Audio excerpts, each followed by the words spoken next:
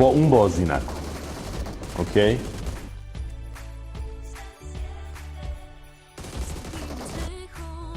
ها؟ 2000 years later.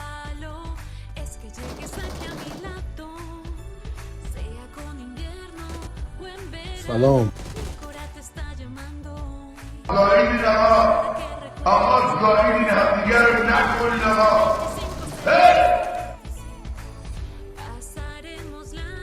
واقعا چه حالی میده بالا. به پیر و پیغمبر من مثل شما همون آدمم، هیچ اتفاقی نیفتاده.